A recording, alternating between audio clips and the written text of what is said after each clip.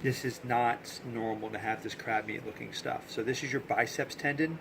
You can see that there's fraying on it. It should be smooth and glistening, like even the back of this piece of paper. That's how smooth it should be. Right. And that area was frayed. Is that And what was clicking when I would move? Well, yeah. So the biceps was. Well, I don't know what was clicking. Okay. There's a lot of possibilities here. Okay. But the biceps does live in a groove, and it goes. And if the tendons, both in front and behind the biceps, are torn, then the biceps can flip in and out of the groove and cause a popping. That's what it seemed like. But I don't know. I mean, there are other Okay, again. all right. You had this is such a bad looking shoulder that that all these there are a lot of different things that could have been popping. Okay. Okay, so this is a view up into the shoulder, up into this what we call the subacromial space. That's the shoulder blade bone up there. I should not be able to put my camera inside the shoulder joint and look straight through to the almost to the top of your shoulder, because there's supposed to be the rotator cuff is supposed to be connecting. So that's where the tear is. All right, and I've got several pictures of this to show it to you. So, is this bad stuff? right. So, well, it's not bad, but this is an indication of a problem. Okay. So, looking at this picture tells us a lot of information for you. I mean, just in the sense like it makes sense. So, imagine a mountain around the clouds. Okay. So you see this mountain here. Yeah. That's your humeral head or the arm bone. Okay. The cloud is the rotator cuff. Okay. And you can see that the mountain is sticking up through the clouds. So this cloud should be completely covering the mountain, so you cannot see the mountain. There should not be that U-shaped hole there. Okay. Okay, and that's the tendon tear involving the supra and infraspinatus tendons. So the one on top and the one in the back. Okay, the new and the old, as you said. You can't even see down at the top. See the cloud here? You can't see it. That's the old. It was way retracted back towards what we call the glenoid. That thing here is the biceps. So you can see that it goes this way, and then it gets to the area of the tear, and it starts to become frayed and thin and flattened in that as it leaves the arm bone. Okay, so all I did very simply was then reattach it to the top of what we call the bicipital groove. You pulled that piece over and then tied it? Well, yeah, but that's not what I'm talking about now. I did that too. So Okay. we're talking about the biceps itself. So this thing here, this is the cup. This is the biceps. The biceps goes down the arm, leaves the shoulder going down the arm here. It goes through a groove here. So because the tendon is torn both in front and behind, and the biceps is all frayed and flattened and degenerative, I reattached it to the top of along its track. Okay, you reattach it there.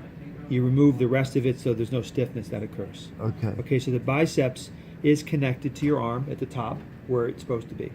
Okay, it no longer has this connection here because it's unnecessary, because it's now connected there.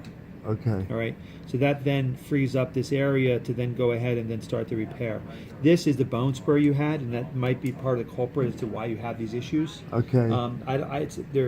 We don't really know, chicken the egg question, if a bone spur comes first and that causes fraying, or if the tear comes first and then causes fraying on the bone spur. No one really knows, but when you have a big spur like this one, it probably is contributing to the problem. And so all this should be smooth like this. Okay. This area, you can see it's Not all all fuzzy. It's all, yeah, it's all. I use the term crab meat. It kind of looks like crab meat. Yeah, doesn't it does. Yeah, so it's all this crab meat hanging out because your baits are going back and forth, fraying it, going back and forth. Right. Right. All right. So there's a bone spur there. Took that down. Took this tissue down, and just flattened the bone That's spur. something I don't know. Oh, I'm sorry, Siri's talking to me here. Okay.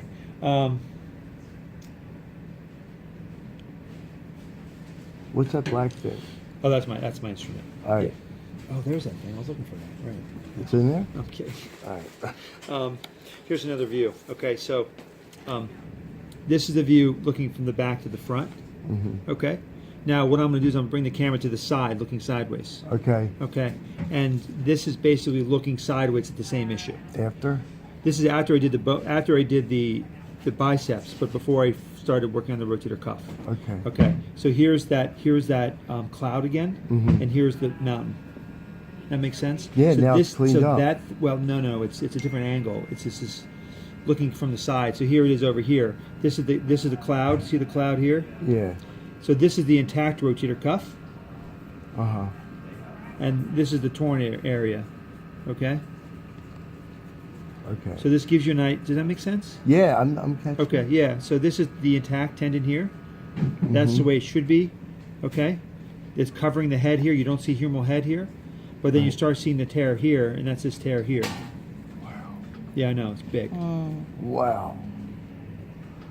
So this is the cloud that's not connected. So I'm going to try to pull this way over here, but it didn't get there. So when I did all the releases and I pulled on that corner, it didn't pull out enough. Right. I didn't get enough distance out of it. It's about 4 centimeters. I didn't get enough. So what I did was I connected it side to side here and then pulled this corner out and was able to cover the head. Okay. Okay.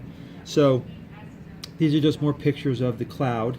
Okay, and this is showing the muscle. So that's your shoulder blade bone there. I'm looking way into the shoulder now. That's your shoulder blade bone here. This is a muscle to the rotator cuff that's torn. You can see there's some muscle there. We like that. And then this is the muscle to the other one here. So there is some muscle left. That allowed me to at least stretch it. Did you connect that top here? I did eventually, yeah. Yeah, so that's this picture actually. Oh, okay. So now, this is me putting some early cables in. This is I put a tension cable in to pull on it just so that I can really release it. So this is my tensioning cable that I just used for. But so all these, you see the cables are the after. So you can no longer see the mountain, right? All you see is just cloud. All right, all we see is tissue here completely covering the head, and you can see the cables that have been used to tie it together. Wow. Okay. So these are the before pictures, all of these, and these are the afters. All right. Wow. Yeah, it's a lot of work. A lot of work. What is this? The anchors? You can't see the anchors because they're in the bone. Oh, okay. I used. There are 3 anchors in your shoulder, and a whole bunch of cables, like you see. Okay. Yeah. So these are all these same pictures. These are the same views as I showed you earlier, and all you can see, you can no longer see these holes. See that? Yeah. All you see is tissue. So if it heals, great. If it doesn't, then we're not doing this again. This is one and done. So then if we don't, we'll basically rehab you, see how you do. If you don't do well, we'll think of something else to do. If you do well, great. Okay. All right. Thank you.